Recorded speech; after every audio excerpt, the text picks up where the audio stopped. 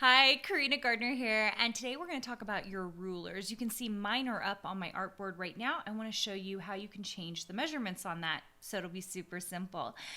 Okay, so before we get started, I wanted to let you know that there is an upcoming design boot camp. And if you have not joined yet, you are missing out. So it is a 5-day live event that I am there teaching and training you on the strategies that I've used to make it as a paid designer. We'll also be talking about design, learning design. So come join me for it. It's the best $17 you will have ever spent. I promise it's amazing.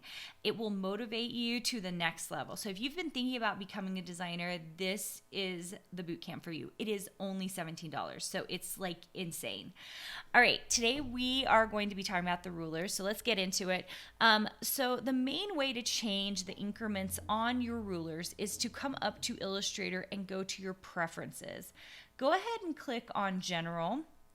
I want you to see that all of these pieces are sitting right here, and you can change all of these preferences in your Illustrator document. So if you come over to units, you'll notice that I am currently in points, and you can see I actually have my rulers up right now and that they are in points. If you come over here and you change it to inches or millimeter, like whatever you like, I like to work in inches, so I'll change it to inches right now.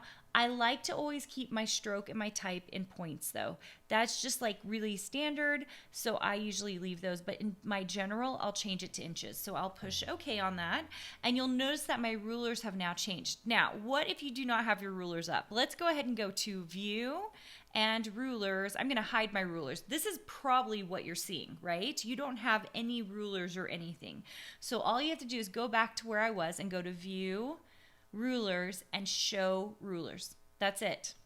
Pretty simple. You'll notice that you'll see my 0. It has matched up with my first artboard, okay? And same thing over here. There's a 0 right here. So those inches really are lined up. You'll notice, see, it ends here. I have a letter size piece. It ends at 8.5, and down here it should end at 11 because that is the size of my artboard. So I like inches for that reason because it works really well with what I'm doing. You can, of course, change it to picas or pixels or points because maybe you're working in Photoshop and you're jumping back and forth, and that's okay too. I love having my rulers up for 2 reasons. First, I like to just make sure that everything is working and the right size. Second of all, if you click and hold down on your ruler and pull out, you'll notice that you can create guides from your ruler. So that's a guide and it can move around. So I like to pull out from that.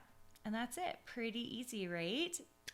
Okay, if you have not joined me for Design Bootcamp, make sure and come. It's going to be amazing and I cannot wait to see you there. All right, that's it, guys. See you soon.